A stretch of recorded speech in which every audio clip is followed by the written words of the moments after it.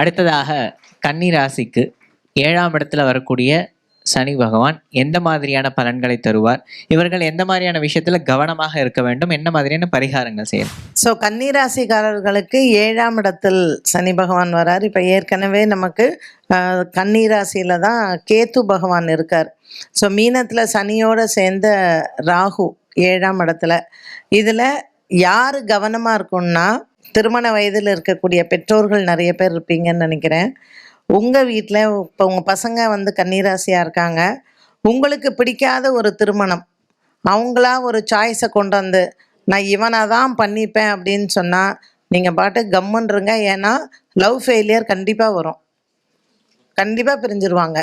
இவங்க என்ன தான் ரொம்ப நான் 10 வருஷமாக எனக்கு தெரியும், ரொம்ப வருஷமாக நாங்கள் பழகியிருக்கோன்னு சொன்னாலும் ஒரு நல்ல திருமணத்தை அது கொடுக்காது.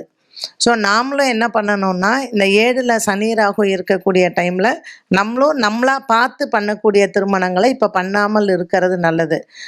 குரு பாக்கியத்தில் இருந்தாலும் கூட உடனே எல்லாருக்கும் அது ஒரு கொஸ்டின் இருக்கும், குரு பார்வை இருக்கே, குரு 9ல் இருக்காருன்னு. குரு 9ல் இருக்கும்போது தான் திருமண யோகத்தை கொடுப்பார். ஆனால் சனியும் ராகுவும் 7ல் இருக்கார் இல்லையா, அப்போ கண்டிப்பாக கலகத்தை கொண்டு வந்து அவளுக்குள்ள ஒரு பிரிவினையை கொடுக்கறதுக்கு வாய்ப்புகள் அதிகம். ஒரு இதில் நீங்கள் மனசை தேத்திக்கிறது என்னென்னா, பரவாயில்ல பாரதி ஸ்ரீதர் ஒரு கான்ஃபிடென்ஸ் கொடுத்துருக்கா, நிச்சயமாக என் பொண்ணோ பையனோ நினைக்கிறது நடக்காமல் போகலாம். நீங்கள் பெருமாளையும் பிரார்த்தனை பண்ணிக்கோங்க. ஏன்னா இன்றைக்கி இருக்கக்கூடிய பெற்றவர்கள் எவ்வளோ மனசு கஷ்டப்படுறாங்கன்னு எங்களுக்கு தெரியும். வந்து நம்மள்கிட்ட சொல்லி அழும் பொழுது பசங்களுக்கு அந்த சனி பகவான் போய் நல்லா உட்காந்துடுறாரு அந்த பிடிவாதத்தில். நான் பண்ணுறது கரெக்டு தான், ஏன் என் பெற்றோர்களுக்கு தெரியலன்னு. இன்றைக்கி பிரச்சனை வர்றதே திருமணத்தில் தான். அதுவும் நல்லா படிக்கிறாங்க, நல்ல யூனிவர்சிட்டியில் படித்து நல்ல இடத்துல போய் வேலை பண்ணும்போது கல்யாண விஷயத்தில் எப்படி கோட்டை விடுறாங்க அப்படின்னு தெரியல. நீங்கள் இருக்கக்கூடிய எல்லாருக்குமே உங்கள் வீட்டில் திருமண விஷயத்தில் பிரச்சனை இல்லாமல் இருக்கவே இருக்காதுன்னு நினைக்கிறேன். எல்லாருக்குமே இருக்கும். ஸோ கன்னிராசியில் யாரெல்லாம் இந்த மாதிரியான ப்ராப்ளமில் இருக்கீங்களோ நீங்கள் வந்து கொஞ்சம் மனசை தேத்திக்கலாம். ஸோ இப்போ திருமணம் பார்க்கலாமான்னா வேண்டாம், கொஞ்சம் வெயிட் பண்ணுங்கள், அவசரப்படாதீங்க. அதுவும் உங்கள் குழந்தைங்களுக்கு வந்து ராகு தசை நடக்கிறதுன்னு வச்சுக்கோங்களேன். எப்படி அந்த 3 நட்சத்திரத்துக்குமே ராகு தசை நடக்கக்கூடிய பீரியட் இருக்கும்.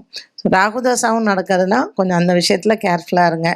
2வது, இந்த கண்ட சனி அப்படிங்கும் பொழுது 7ஆம் இடத்துல நம்ம என்ன மாதிரியான விஷயங்கள் வீட்டிலையே ஹஸ்பண்ட் அண்ட் ஒய்ஃப் சாதாரண விஷயத்துக்கு கூட சண்டைகள் வரலாம். அது உங்கள் குழந்தைங்க திருமண விஷயமா இருக்கலாம், படிப்பு விஷயமா இருக்கலாம். ஸோ நிறையா ஒப்பீனியன் வந்து டிஃபர் ஆகும். கூடுமான வரையில் நீங்கள் ஆர்கியூ பண்ணாமல் இருக்கிறது நல்லது. அதே மாதிரி கூட்டு தொழில் வியாபாரம் பண்ணுறவங்க, ஏன்னா 7ஆம் இடத்தில் வரக்கூடிய இந்த சனி பகவான் வந்து நிறைய கருத்து வேறுபாடுகளை கொடுப்பார். கருத்து வேறுபாடுகளை கொடுக்கும்போது என்ன பண்ணுவார்னா, இந்த பிடிவாத குணமும் தானே வரும். ஸோ உங்கள் ஜாதகத்தில் நீங்கள் என்ன லக்னம் அப்படிங்கிறது இருக்குது. விருச்சிக லக்னம், சிம்ம லக்னம்னா ரொம்ப பிடிவாதமாக இருப்பாங்க, சொன்னதை கேட்கறவே மாட்டாங்க. அப்போது நீங்கள் வந்து ஒரு கூட்டு தொழில் பண்ணணும் அப்படிங்கும்பொழுது உங்கள் ஜாதகத்தை காமிச்சு நீங்கள் அட்வைஸ் எடுத்துக்கோங்க. அண்ட் ஒரு 7ஆம் இடம் 8ஆம் இடம் இந்த சனி பகவான் எல்லாமே நமக்கு, நான் எப்பவும் சொல்கிற மாதிரி தான், பொறுமை நிதானம் ரொம்ப வேணும். கன்னிராசிக்காரர்களுக்கு 7ஆம் இடத்தில் இந்த சனி பகவான் வரக்கூடிய காலகட்டத்தில் மதுரை மீனாட்சி அம்மன் கோவில் போகலாம். ஸ்ரீவில்லிபுத்தூர் ரங்கமன்னாரை ஆண்டாலயம் சேவிக்கலாம். திருச்செந்தூர் அண்ட் எங்கெல்லாம் தெய்வ திருமணங்கள் நடக்கிறதோ அந்த ஆலயங்கள் எல்லாம் சென்று இந்த மாதிரி குடும்ப ஒற்றுமைக்காக நீங்கள் பார்க்குறது ரொம்ப விசேஷம்.